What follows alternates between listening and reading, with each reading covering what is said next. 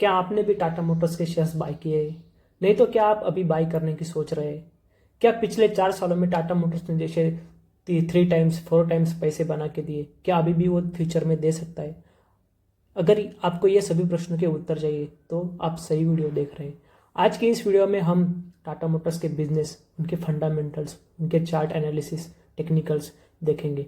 साथ ही किस किस प्रॉब्लम्स से गुजर रही है कंपनी वो भी देखेंगे।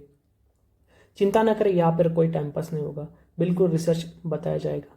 आप चैनल पर नए हो तो आप सब्सक्राइब कीजिए। हम और भी बाकी कंपनीज के एनालिसिस करते हैं, उनकी वीडियो आप तक पहुँच जाएंगी। सबसे पहले कंपनी के प्रीवियस रिटर्न देखते हैं। सितंबर 2021 में इसका रेवेन्यू था 61,000 करोड़ का। ओके, तो यहाँ से ये इम्प्रूवमेंट देख सकते हैं आप।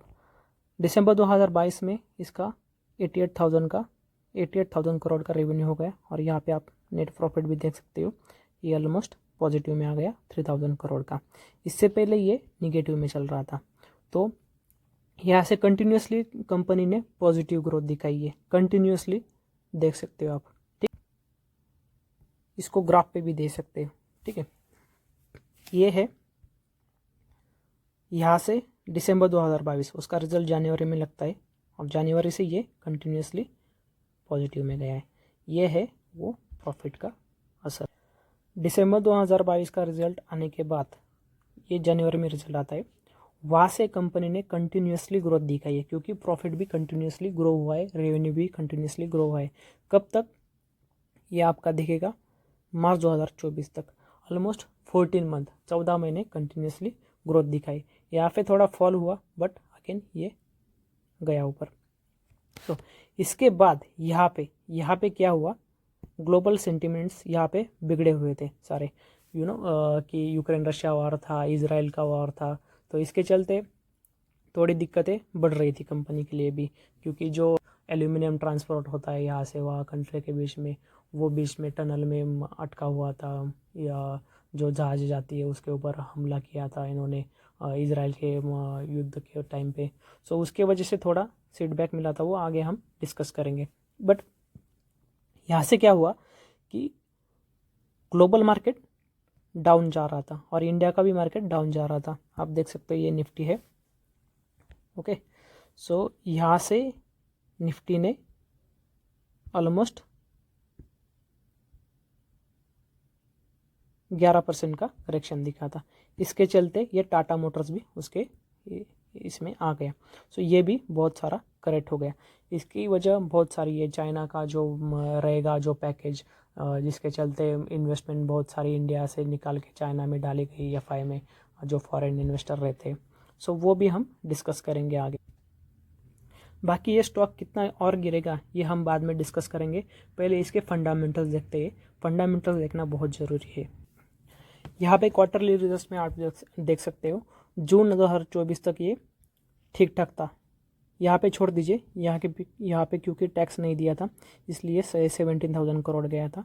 ये टैक्स गवर्नमेंट से इन्होंने वापस लिया था, इसलिए यहाँ पे 17,000 करोड़ है। बट ये एक्चुअल में 7,000 करोड़ के आसपास है, इसके सेम ही रहेगा ये। तो जून 2022 में ये वीक आ गया। ठीक है, मतलब जो भी प्रॉफिट है ये कम हो गया, और रेवेन्यू भी कम हो गया। ठीक है, बट सितंबर 2024 में ये और कम हो गया। इसके रीजंस को देखते हैं आगे। मैंने इसके डिटेल्स पहले निकाल के रखे हैं। ठीक है, सो अभी देखोगे टाटा मोटर्स अकेला टाटा मोटर नहीं है, उसमें जैगवार एंड लैंड रोवर भी आते हैं। जैगवार एंड लैंड रोवर एक यूके बेस्ड कंपनी है जो कि टाटा ने एक्वायर की थी। सो 70% जो रेवेन्यू है वो जैगवार एंड लैंड रोवर से आता है। देन बाकी का 18% commercial vehicle and 12% passenger vehicle. Commercial vehicles यानी कि जो ट्रक है, बसेस है वो, और पैसेंजर व्हीकल यानी कि ये नेक्सॉन, ये टियागो, सफारी, इनसे आता है। ठीक है, इसका मतलब क्या हुआ, अगर टाटा मोटर्स 100 रुपये का बिजनेस करती है तो उसमें से 70 रुपये JLR से आएंगे, जैगवार एंड लैंड रोवर से, और 30 रुपये टाटा मोटर से सेल्स होगा। ये इसका मतलब हो गया। ओके, पे सेल्स देखे मतलब जैगवार लैंड रोवर ने कितने गाड़ियाँ बेची और टाटा मोटर्स ने कितनी गाड़ियाँ बेची, तो उसके इसमें उल्टा है। जो 70 से 80 व्हीकल है 100 में से, वो टाटा मोटर्स की बिक रही है और 25 से 30 जैगवार लैंड रोवर की बिक रही है। बट रेवेन्यू में इतना डिफरेंस क्यों आता है? क्योंकि जैगवार एंड लैंड रोवर की गाड़ियाँ महंगी बिकती है, ऑलमोस्ट इन करोड़, 50 लाख, 70 लाख, करोड़, 2 करोड़, 3 करोड़ ऐसे बिकते हैं, और टाटा मोटर्स की 5 लाख से चालू होती है। तो इसकी वजह से रेवेन्यू ज़्यादा है सेल्स कम होने के चलते भी जैगवार एंड लैंड रोवर का, बट टाटा मोटर्स का सेम टाइम पे सेल्स ज़्यादा है बट रेवेन्यू कम है, क्योंकि टाटा की गाड़ियाँ सस्ती है और इंडिया में बिकती है। टाटा मोटर्स में देखें तो उनका जो 60 to 70% जो रेवेन्यू है पैसेंजर व्हीकल से आता है। ठीक है, पैसेंजर व्हीकल बेच के, मतलब जो टाटा मोटर्स है इंडिया का, ठीक है, जैगवार एंड लैंड रोवर नहीं, उसमें से अगर 100 रुपये का बिजनेस किया है उन्होंने, तो वो कैसा डिवाइड होगा? 70 रुपये passenger vehicle Tata Tiago and other, और 30 रुपये commercial vehicle Tata buses, Tata trucks, इससे आएगा। तो ये चलता है पूरा। इसमें से जो टाटा मोटर्स का टोटल सेल है, ओनली टाटा मोटर्स, उसमें से 70 से 75% सेल्स पूरा इंडिया का है, बाकी सेल्स अमेरिका 6 to 8%, एंड बाकी 15-20% जो बचे हैं वो रेस्ट ऑफ द वर्ल्ड, जैसे कि अफ्रीकन कंट्रीज़ में बिक रही है, बाकी किसी कंट्री में छोटे मोटे बिक रही होगी। तो ऐसा है, उनके डिफेंस के भी जो व्हीकल्स है वो भी बाहर बिकते, तो वो भी है। जैसा कि मैंने बताया, अगर पूरा Tata Motors including Jaguar and land rover 100 रुपये का बिजनेस करते हैं, तो उसमें से 70 रुपये जैगवार लैंड रोवर से आते हैं और 30 रुपये टाटा की गाड़ियाँ से आते हैं। ठीक है, सो अभी हुआ क्या? जो Q2 के सेल्स है, मतलब ये सितंबर में जो रिलीज़ हुए, उसमें से जो जैगवार एंड लैंड रोवर है उसके यूनिट्स 3% तक कम हो गए, 3% कम सेल हो गया compare to previous year. Retail sales quarter were up 29% in UK में उसका सेल बढ़ा है, नॉर्थ अमेरिका में सेल बढ़ा है, बट यूरोप में 22% डाउन हो गया है। यूरोप की कंट्रीज़ यानी कि बाकी जो कंट्रीज़ है, इटली वगैरह, स्पेन, ये नॉर्वे है, ये जो कंट्रीज़ है उसमें 22% डाउन हो गया। एंड चाइना एक बहुत बड़ा मार्केट था, उसमें भी 17% डाउन हो गया, और overall 6% down rest of country में हो गया, इंक्लूडिंग इंडिया। इंडिया में जैगवार लैंड रोवर का इतना सेल्स नहीं है। आपको बताओ कि इंडिया में प्रोडक्शन भी नहीं होता है जैगवार लैंड रोवर की गाड़ियों का, जैसे कि डिफेंडर है, उनकी रेंज रोवर है, इनका इंडिया में प्रोडक्शन नहीं होता है। खाली एक प्लांट है पुणे में, वो खाली असेंबल करता है, पार्ट्स बाहर से लाते हैं, अमेरिका से लाएंगे, यूके से लाएंगे, और यहाँ पे असेंबल करके खाली गाड़ियाँ बेचते हैं। यहाँ पे कोई प्रोडक्शन नहीं होता है। The production of quarter was restricted to 86,000 units, down 7%। तो इसका मतलब क्या है? अगर गाड़ी कंपनी का गाड़ी का जो प्रोडक्शन है वो कम हो गया ग्लोबली। क्यों? सप्लाई डिस्ट्रीब्यूशन फ्रॉम की high grade aluminium supplier that affected multiple OEMs. जो एल्यूमिनियम लगता है गाड़ी मैन्युफैक्चरिंग के लिए, उसका सप्लाई कम हो गया। तो उसका रीज़न सिंपल था, ये जो वार चल रही है इसके चलते वो सप्लाई कम हुआ था, इसलिए वो सेल्स में भी कम हो गए। जो ये यूरोपियन सेल्स है उसके वजह से कम हुए। एल्यूमिनियम के सप्लाई करने वाली कंट्रीज, मेन कंट्रीज है Russia, China, India and UK. ठीक है, रशिया छोड़ दो, रशिया कभी यूके एंड यूएस को एल्यूमिनियम सप्लाई नहीं करेगा। चाइना करेगा, इंडिया करेगा, यूके करेगा। ठीक है, चाइना का इकोनॉमी डाउन गया था, उनके यहाँ पे प्रोडक्शन नहीं हो रहा था, इसलिए चाइना भी सप्लाई नहीं दे रहा था। खाली सप्लाई कौन कर रहे थे? यूके भी में इन्फ्लेशन ज़्यादा था, जीडीपी कम था, तो वो सप्लाई कम था। जो जैगवार एंड लैंड रोवर के लिए जो वेंडर्स है एल्यूमिनियम सप्लाई करने वाले, ये सारे मोस्टली ये यूके एंड यूरोप के ही है। ये इविटेक एल्यूमिनियम है, ये हाइड्रा है, ये नोबिल्स है यूएस का, ये यही करते हैं। और जो चाइना में प्रोडक्शन प्लांट है वो चाइना खुद ये करता है, वहाँ पे इतना ज़्यादा प्रोडक्शन नहीं होता है, ठीक ठाक होता है। यहाँ पे देख सकते हो इंडिया में खाली जैगवार लैंड रोवर का असेंबल प्लान है। टॉप मैन्युफैक्चर ये यूके एंड अमेरिका में है, और चाइना में एक ही मैन्युफैक्चरिंग है, चेरी ऑटोमोबाइल करके, वो मैन्युफैक्चर करती है। और जो आपको ये 29% इन यूके ये अप आया है, 9% इन नॉर्थ अमेरिका ये अप आया है। इसका भी रीज़न बताता हूँ। प्रीवियसली इनका जो सेल्स है यूके एंड नॉर्थ अमेरिका ये डाउन गया था, क्योंकि इसके लिए ग्लोबल इकोनॉमी यानी ग्लोबल क्राइसिस भी बहुत मायने रखता था। वो भी मैं आपको बताता हूँ, जस्ट सेकेंड में। आप लोगों को पता है कोविड के बाद बहुत सी कंट्रीज़ का जो इकोनॉमिक ग्रोथ है वो स्लो डाउन हो गया था, एंड जो इंटरेस्ट रेट है बैंकों के, जो बैंक लोन प्रोवाइड करती है, वो हाई गया था। सेम यूएस में एंड यूके में हुआ था। ठीक है, 2022 में इनका जो जीडीपी है 8.1 पे था। ठीक है, 8.1 पे था, वो गिर के सितंबर 2024 में 2.5 पे आया। बीच में तो ये 1.7 पे भी आया था। इसके चलते क्या होता है, जीडीपी कम होता है, रेपो रेट कंपनी बढ़ा देती है। ठीक है, जो इन्फ्लेशन आता है इसके चलते वो पूरा ये होता है। तो जाहिर सी बात है, रेपो रेट क्या होता है, जो अपना जैसे यहाँ पे आरबीआई, वहाँ पे भी सेंट्रल बैंक रहेगा। तो सेंट्रल बैंक लोन्स का जो इंटरेस्ट है वो इंक्रीज़ कर देती है। इंक्रीज़ किया तो क्या होगा, कंज्यूमर को लोन जो इंटरेस्ट है वो बढ़ेगा। पहले 4% पे मिलता था, अब 6% पे मिलेगा। तो 6% पे कोई लोन लेगा नहीं, पैसा नहीं आता है। ठीक है, तो वो क्या परचेस नहीं करेंगे कुछ। तो इसके चलते ये सेम यूएस एंड यूके में भी हुआ था। यूके का तो इसके भी बुरा हाल हुआ था। ये आप देख सकते हो जीडीपी है जो 0 पॉइंट में चल रही थी, यहाँ पे तो माइनस में गई थी। ठीक है, तो ये भी इंटरेस्ट उतने उन्होंने बढ़ाए थे। ओके, तो अभी के लिए इन्होंने कम किए, दिसंबर में 4.75 किए, बट यही था। जो इन्फ्लेशन था ये 7वें आसमान पे था। अभी कम इन्फ्लेशन हुआ है पिछले 3 महीने में। तो पिछले 3 महीने में इन्फ्लेशन कम हुआ है, इसके चलते यूके में एंड यूएस में वो जो सेल्स है, जो मैंने आपको दिखाया था, 1 मिनट फिर से दिखाता हूँ। ये जो सेल्स है वो बढ़ चुकी है। तो अभी इसका मीनिंग क्या होता है वो भी जान लेते हैं। कंपनी ने जो सेल्स कम होने का मेन रीज़न बताया है वो क्या है, कि आपका जो एल्यूमिनियम सप्लाई है ये जब सस्टेन हो जाएगा तो प्रोडक्शन बढ़ेगा, सेल्स भी बढ़ेगा।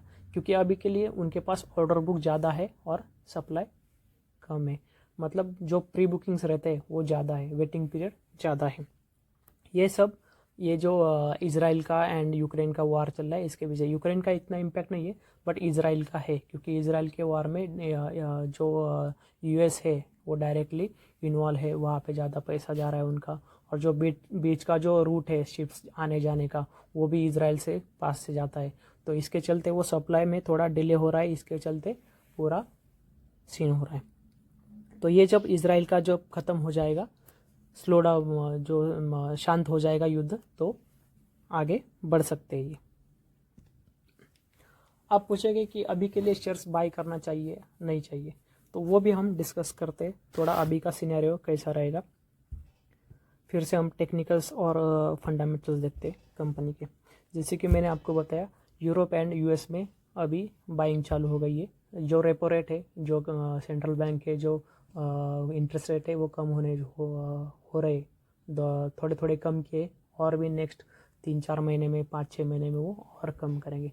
तो कंज्यूमर ज़्यादा लोन लेंगे और परचेसिंग करेंगे, तो उसका डायरेक्टली इम्पैक्ट इस पर पड़ता है। आप देख सकते हो कि जो मैंने दिखाया स्लाइड में कि आप देख सकते हो जो यूरोप में, यूके में, अमेरिका में जो सेल्स ग्रोथ हुई है वो अच्छी है। तो उसका आने वाले 3-4 महीने में इम्पैक्ट पड़ेगा उनके सेल्स पे भी। जो सेल्स कम हुए हैं वो ऑटोमेटिकली बढ़ेगी, क्योंकि वहाँ से ज़्यादा सेल्स आ रही है, और जो प्रॉफिट पे वो भी बढ़ेगा। फाइनल फंडामेंटल्स देखते हैं। तो करंट लेवल पे फंडामेंटल्स देखें तो सबसे इम्पोर्टेंट क्या रहते हैं, P ratio, current price, then उसके बाद F I holding, D I holding and promoter holding, ये सब इम्पोर्टेंट रहते हैं। और एक इम्पोर्टेंट रहते हैं इंडस्ट्री पी। तो आप बोलोगे पी रेशो क्या है, ठीक है, P is equal to current price divided by आपका जो अर्निंग है साल का, टोटल अर्निंग वो रहते हैं। अभी टोटल अर्निंग साल का कितना है इसका देखोगे आप, यहाँ पे ईपीएस देखना है आपको, ठीक है, ये वाला ईपीएस, ये ईपीएस है, ईपीएस इन आरएस, ओके। सो ये 94 है, ये मार्च 2024 का है, ओके। तो उसके हिसाब से ईपीएस, ओके, तो इसके हिसाब से क्या होता है 796 डिवाइडेड बाय 94.46 को ये 8.7 के अराउंड आपका पी रेशो आता है, प्राइस टू अर्न रेशो। इसका मतलब क्या होता है, आपका जो अभी करंट प्राइस है वो अर्निंग के 7 टाइम्स, सॉरी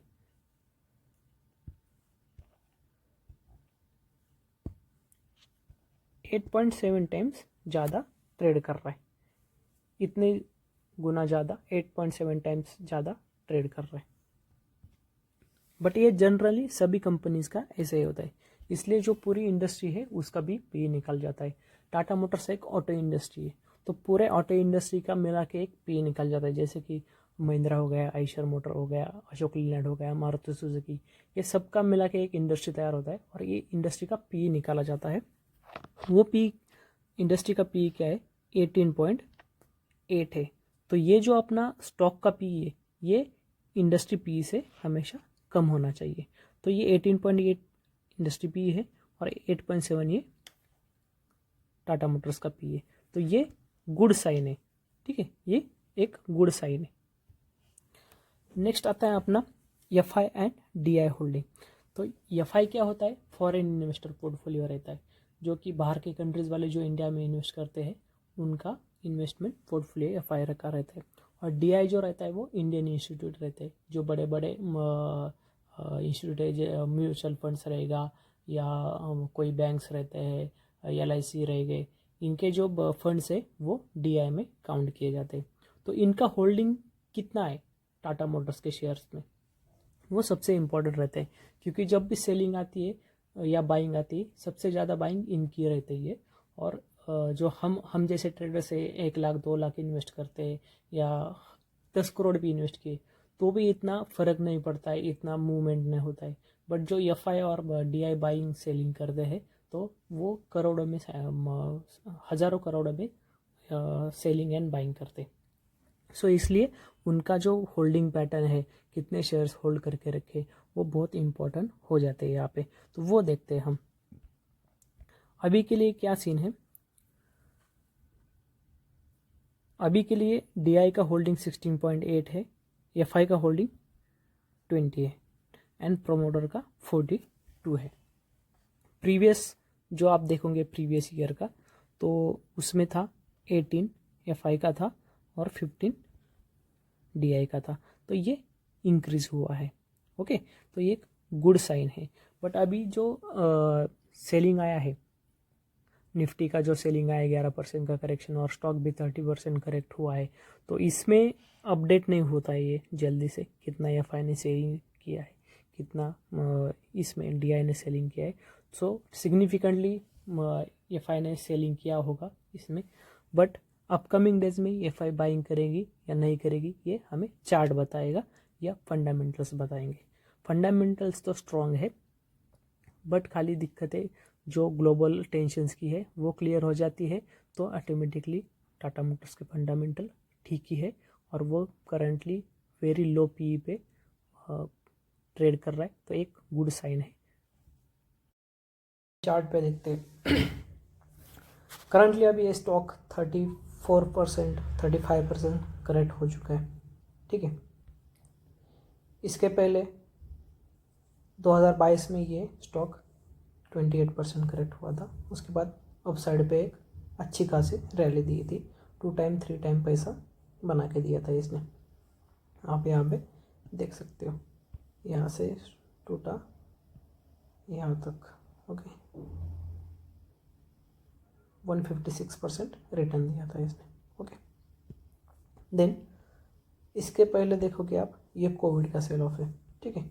ये कोविड का सेल ऑफ है, यहाँ से 67% गिर चुका था। और उसके पहले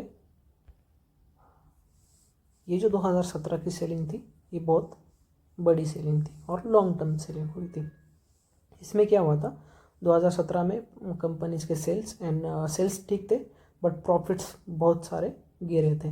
तो इसके चलते 2019 तक ये रिकवर नहीं कर पाई। बहुत रीजंस थे। और 2018-19 में उन्होंने जो नए मॉडल्स चालू किए, टिगोर, टाटा टियागो, सफारी रहेगी या नेक्सॉन रहेगी, तो उसके बाद उसके सेल्स इंक्रीज होना चालू हो गए। धीरे धीरे कंपनी ने स्टेबल करके अपना अच्छा बिजनेस किया। कोविड के बाद भी देखोगे आप, उनके पास अच्छे खासे मॉडल थे। देन ये कंपनी ने अच्छा खासा ग्रो किया। यहाँ पे देख सकते हो आप, ये पहले 400%, देन उसके बाद 600%। तो ये ऑलमोस्ट 1-1.5 साल में इसने 6 टाइम पैसा बना के दिया, इसलिए इसको मल्टीबैगर कहते हैं, ओके। अभी के लिए कंपनी के पास अच्छे खासे मॉडल्स है, जैगवार लैंड रोड में भी और टाटा मोटर्स के पोर्टफोलियो में भी, और ईवी सेक्टर में भी मार्केट लीडर है इंडिया में ये कंपनी। सो मुझे नहीं लगता कि ये कंपनी इतनी लॉस में जाएगी अभी, क्योंकि उसके पास बहुत सारा बिजनेस खड़ा है। अभी के लिए देखेंगे तो ये एक लेवल इम्पोर्टेंट था, ये टूट चुका है। उसके बाद ये अभी यहाँ पे सस्टेन किया है, ये एक छोटा लेवल है, ठीक है। और उसके बाद ये एक बहुत बड़ा लेवल है, क्योंकि जहाँ पे शेयर के प्राइस ज़्यादा दिन रुकते हैं, ये वीकली चार्ट है, हम इसको डेली पे कन्वर्ट करें, ठीक है। इसके डेली पे कन्वर्ट करें तो आपको दिखेगा ये ऑलमोस्ट 2-3-4 महीना यहाँ पे रुका हुआ था, और उसके बाद इसने ऊपर ब्रेकआउट दिया। तो ये बहुत इंपॉर्टेंट सपोर्ट है 600 का। 600 के नीचे जब स्टॉक टूटेगा तो अच्छा खासा करेक्शन करेगा। बट कंपनी के पोर्टफोलियो अच्छे है, इसलिए फंडामेंटल्स भी अच्छे है, एफआई की जो होल्डिंग है वो भी अच्छी है। सो इसलिए ये 600 लेवल तक मैक्सिमम आ सकता है। अभी के लिए मार्केट ने यहाँ पे बॉटम बनाया है। यहाँ पे 2 सिनेरियो है। एक तो ये अभी यहाँ पे बॉटम बना के ऊपर निकला है, तो ये ऐसे ऊपर जाके टेस्ट करेगा, यहाँ पे फिर से नीचे आएगा और फिर से यहाँ पे टेस्ट करके ऊपर जाएगा। सेकंड सिनेरियो क्या रहेगा, ये थोड़ा ऊपर जाके नीचे ब्रेकआउट करेगा और फिर रिटेस्ट के लिए यहाँ पे आएगा और फिर नीचे। तो बस टाटा मोटर्स के इतना ही डिटेलिंग एनालिसिस। अगर आपको ये वीडियो अच्छा लगे तो please subscribe and like the video. Thank you.